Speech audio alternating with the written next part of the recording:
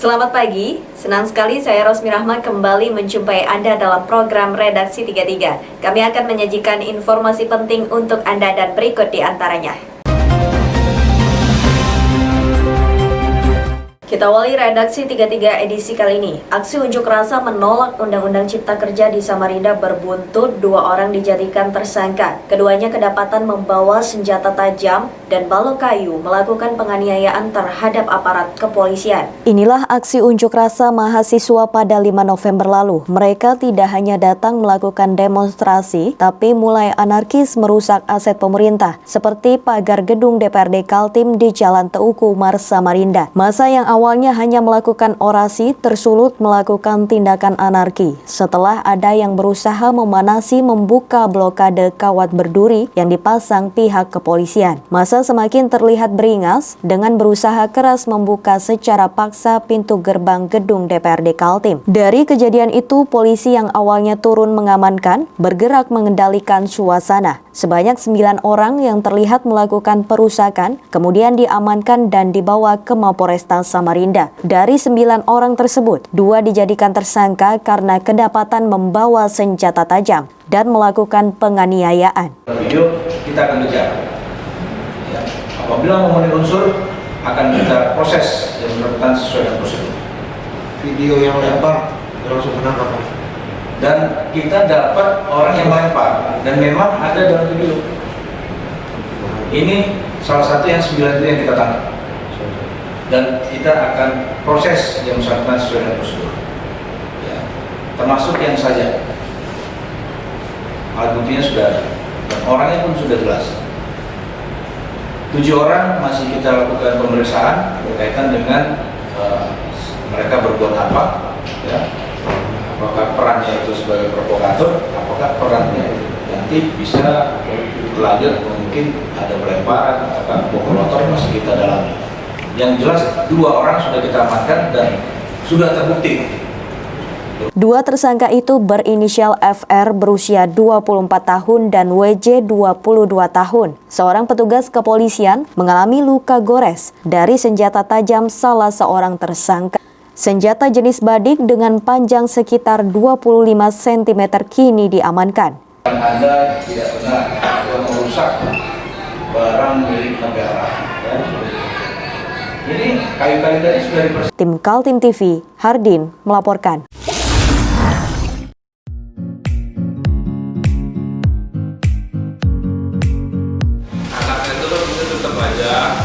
Cara mudah beriklan digital di Kaltim TV.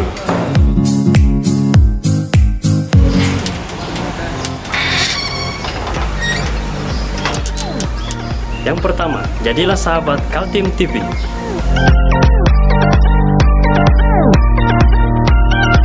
Dengan Rp1 juta, para sahabat mendapat 20 kali tayang di slot berita kamu.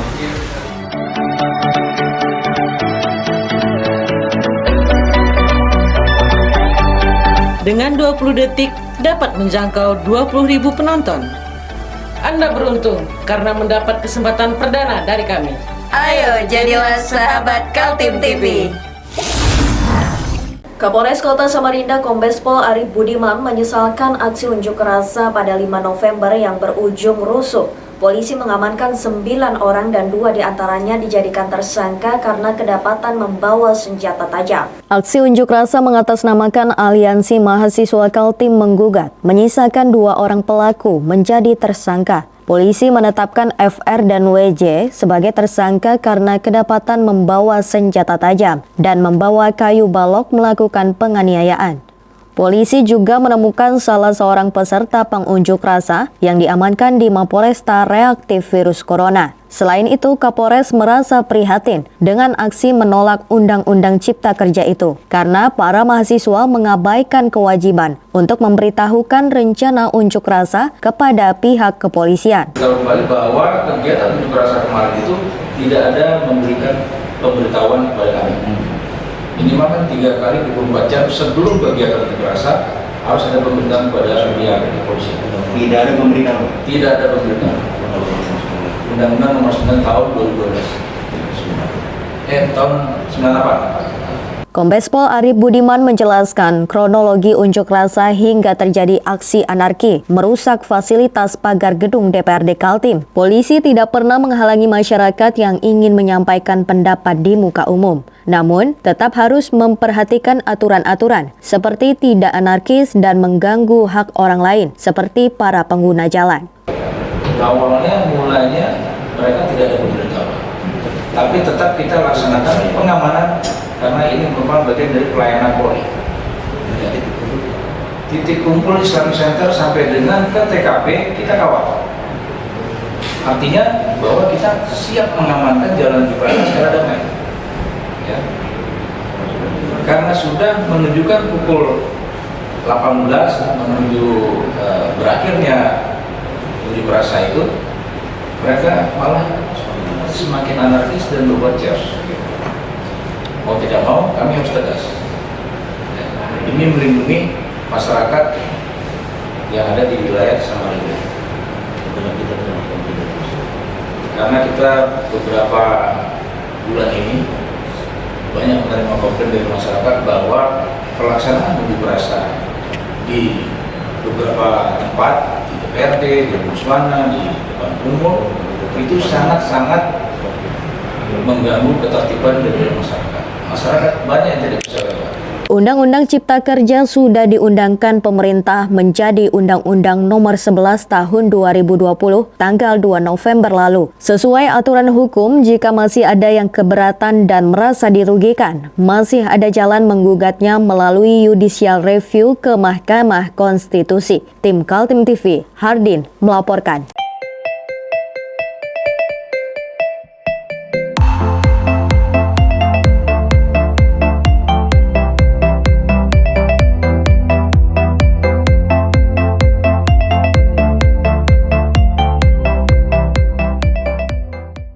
Kalangan milenial rawan direkrut oleh kelompok terorisme dan radikalisme yang masih nyata pergerakannya di tanah air maupun di seluruh dunia. Untuk itu perlu langkah-langkah pencegahan secara dini, melibatkan semua pihak agar anak-anak muda di Indonesia tidak jatuh ke dalam jurang sesat yang mengacaukan negeri ini. Dari sejak kecil, warga Indonesia didorong memiliki sikap patriotisme membela tanah air, bukan sebaliknya masuk dalam rekrutmen kelompok terorisme dan radikalisme yang membahayakan negara. Hal itu dipaparkan dalam sebuah acara diskusi di Samarinda, melibatkan Forum Koordinasi Pencegahan Terorisme atau FKPT, Bidang Pemuda dan Pendidikan bekerja sama dengan Badan Nasional Pencegahan Terorisme atau BNPT. Dua lembaga ini mengedukasi generasi muda dalam sebuah kegiatan lomba video pendek dan diskusi film di barum sebuah hotel di Samarinda. Tampak sejumlah pelajar SLTA menjadi peserta dengan tema Kita Indonesia. Tampak juga staf ahli bidang Polhukam Wahyu Widi Heranata membuka acara mewakili Wakil Gubernur Hadi Mulyadi. Sejumlah pemateri adalah mantan narapidana teroris Mitra BNPT Kurnia Widodo dan dari FKPT Kaltim, Dr. Sudirman. Saya mengapresiasi terhadap FKPT Provinsi Kalimantan Timur yang dipimpin langsung oleh Pak Jubaidi ini, dan mereka sasarannya adalah kaum milenial, terutama pelajar SMA sederajat. Jadi karena untuk menangkal radikalisme dan terorisme ini harus sejak dini. Apalagi kita ketahui bersama kejadian-kejadian yang dahulu melibatkan banyak masyarakat, terutama ibu-ibu dan anak. Dan anak-anak muda juga banyak yang melibatkan. Nah, pendekatan-pendekatan itu yang sekarang yang saya apresiasi. Para pelajar antusias mendapat materi tentang terorisme dan radikalisme. Mereka juga menyadari eksistensi mereka juga terancam karena berpotensi direkrut menjadi anggota teroris. Targetnya adalah kaum milenial, pelajar-pelajar SMA dan sederajat. Mengapa? Karena memang salah satu target dari kelompok-kelompok radikal itu adalah pelajar. Itu targetnya. Jadi ini hanya kita bekali untuk bisa mengkantor, untuk bisa mengontrol. Sebetulnya adalah kita Indonesia ya, satu Indonesia.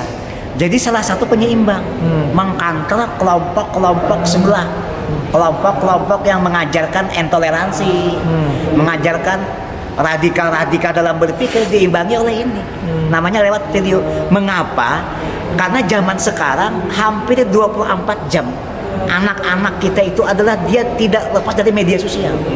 Jadi salah satu yang efektif itu adalah lewat media sosial untuk diseminasi informasi, mencegah paham-paham radikalisme dan intoleransi. Selama ini di Kaltim diketahui menjadi salah satu daerah tempat persembunyian para teroris. Hal itu terungkap sejak beberapa tahun silam di mana dari benua Etam ditangkap tersangka jaringan pelaku bom Bali. Di daerah ini juga pernah menjadi aksi teroris melempar bom Molotov di gereja Oikumene Sengkotek Samarinda pada 13 November 2016 lalu. Tim Kaltim TV, Hardin melaporkan. Mari kita memerangi virus corona dengan mematuhi imbauan pemerintah. Stay at home. Di balik sukacita tersambungnya jembatan Pulau Balang sepanjang 804 meter, ternyata masih ada cerita lain yang membuat jembatan terpanjang di Kalimantan Timur itu baru sekedar menjadi ikon pajangan belaka. Pasalnya meski jembatan telah berdiri megah, belum ada akses jalan penunjang jika kendaraan ingin melewatinya. Tahap-tahapan pembangunan jembatan Pulau Balang sudah memasuki tahap akhir. Bahkan 31 Oktober lalu menjadi catatan bersejarah bagi kalangan teknik sipil karena mereka berhasil menyambung jembatan sepanjang 804 meter dengan lebar 22,4 meter. Inilah jembatan terpanjang di Kalimantan yang menjadi ikon baru benua Etam. Dibangun dengan anggaran 1,39 triliun, jembatan ini menjadi salah satu infrastruktur penunjang ibu kota negara baru yang telah ditetapkan Presiden Joko Widodo. Tapi sayangnya jembatan Pulau Balang masih memiliki kekurangan di sana-sini. Yang paling vital adalah belum tuntasnya jalan akses sehingga bisa dilalui kendaraan. Kalangan DPRD Kaltim menyoroti hal ini agar tidak menyerupai jembatan Abu Nawas yang pernah menjadi julukan jembatan di Kota Bangun, Kutai Kartanegara. Alhamdulillah lah ya, sudah terjadi ya, sudah jalan jembatan. Sudah jadi, cuman ada sedikit hambatan. Tanggung jawab anggota DPR Provinsi, khususnya unsur ketua dan Komisi 3 ya, supaya jembatan jalan penghubung. Jadi alangkah sayangnya jembatan sudah jadi, tapi jalan penghubungnya belum. Mudah-mudahan ini jadi perhatian pemerintah lah ya, Gubernur Provinsi dan Ketua DPR. Itu aja tanggapannya. Jalan penghubung yang masih terkendala itu adalah jalan bentang pendek menggunakan APBD Provinsi Kaltim dengan panjang 1.807 meter dengan struktur rigid pavement. Kemudian ada juga pekerjaan lain yang belum kelar, yaitu Gedung Pusat Informasi Jembatan yang masih 80%. Jalan akses jembatan Pulau Balang diestimasi membutuhkan anggaran 927 miliar dengan trase jalan ke jembatan Pulau Balang melewati Riko, Pantai Lango, Pulau Balang, Tempadung hingga ke kilometer 13 Balikpapan sepanjang 40 km dengan konstruksi pil slab sepanjang 5,35 km. Saat ini telah terbangun badan jalan 4,4 km di Tempadung Balikpapan. Tim Kaltim TV, Heriman melaporkan.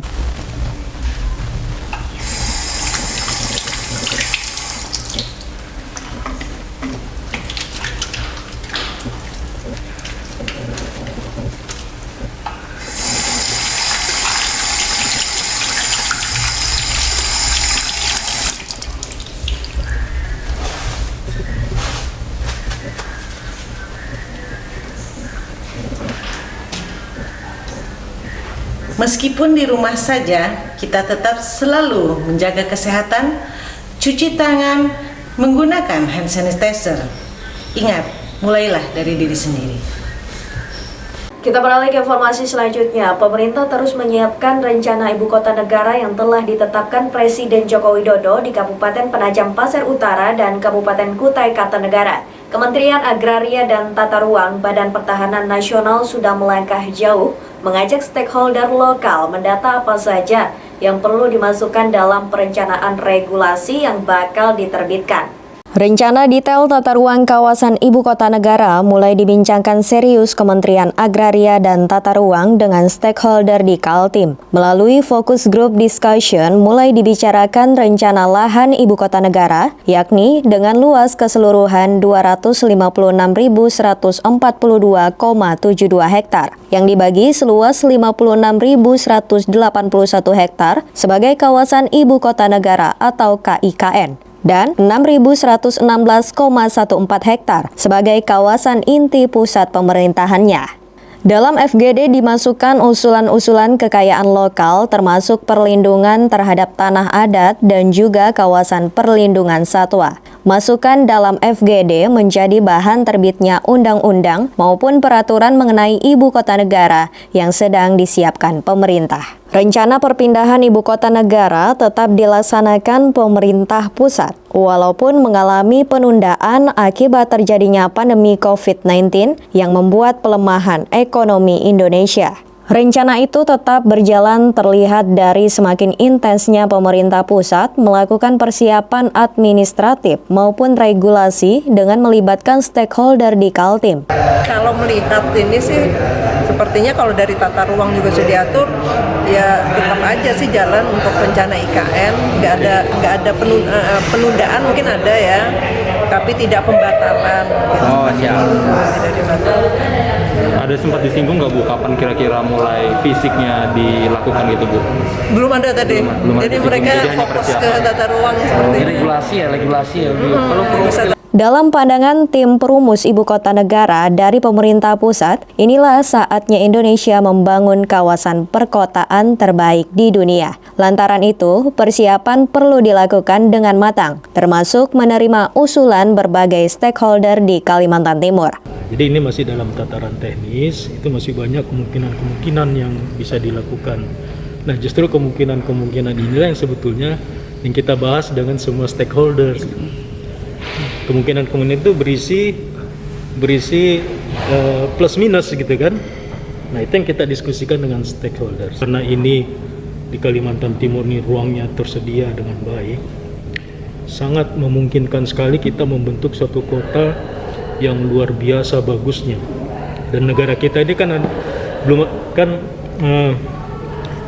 kita sangat berpotensial memiliki kota yang sangat. Tim Kaltim TV, Hardin melaporkan.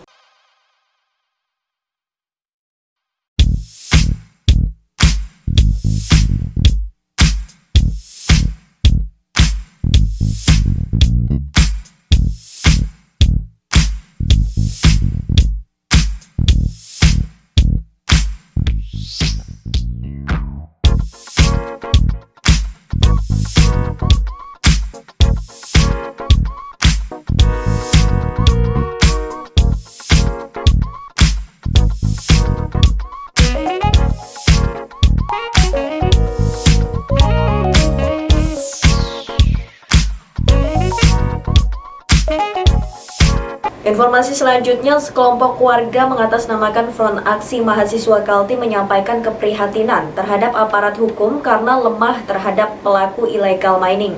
Mereka berunjuk rasa di depan kantor Kejaksaan Tinggi Kaltim dan melaporkan adanya praktik penambangan liar. Meski sudah merasa kecewa dengan penegak hukum dalam kasus-kasus illegal mining yang terjadi di Kalimantan Timur, sekelompok mahasiswa tetap mendatangi kantor Kejati Kaltim di Jalan Bung Tomo, Samarinda seberang. Mereka menyuarakan adanya praktik kejahatan terhadap sumber daya alam di Desa L4, Kertabuana, Kabupaten Kutai Kartanegara, sambil membawa bukti-bukti berupa foto-foto kegiatan penambangan liar. Para pengunjuk rasa mengatakan praktik illegal mining itu sudah berlangsung lama. Bahkan dari foto-foto yang menjadi bukti kalangan mahasiswa, seperti dikerahkannya alat-alat berat seperti dump truck dan ekskavator. Bagi para mahasiswa sangat mustahil aparat hukum tidak mengetahui adanya pencurian sumber daya alam batu bara. Kawan-kawan, hari ini kita berada di depan Kejaksaan Tinggi Kalimantan Timur meminta kepada Kejaksaan Tinggi Kalimantan Timur melalui Satgas tambang ilegalnya untuk mengusut praktek-praktek tambang ilegal yang ada di Kutai Kartanegara, kawan-kawan. Bahwa kita ketahui hari ini kita sudah tidak percaya. Setelah berorasi, para pengunjuk rasa ditemui oleh Kepala Seksi Penerangan Hukum Kejati Kaltim, Abdul Farid. Dia berjanji membawa laporan itu kepada atasan serta berkoordinasi dengan pihak kepolisian. Saat ini sedang berlangsung kegiatan diduga penambangan ilegal di wilayah ini dari foto yang ada itu semoga muat batubara di wilayah mana ini, Kecamatan Tenggarong, seberang Kabupaten Kutai Kartanegara, Kalimantan Timur, di Sukamaju, Kecamatan Tenggarong. Ini masih sedang berlangsung. Terima kasih atas informasinya. Nanti kami akan koordinasi juga dengan teman-teman kepolisian untuk tindak lanjuti daripada laporan nilai sampaikan kepada teman-teman dari FAM, Koordinasi Mahasiswa Kalimantan Timur. Terima kasih. Kasus penambangan batubara secara liar semakin marak dan menjadi sorotan berbagai kalangan. Sudah ada yang ditangkap pelakunya oleh tim Reskim Mabespori dan membawanya ke Jakarta. Namun tidak jelas kelanjutannya. Tim Kaltim TV melaporkan.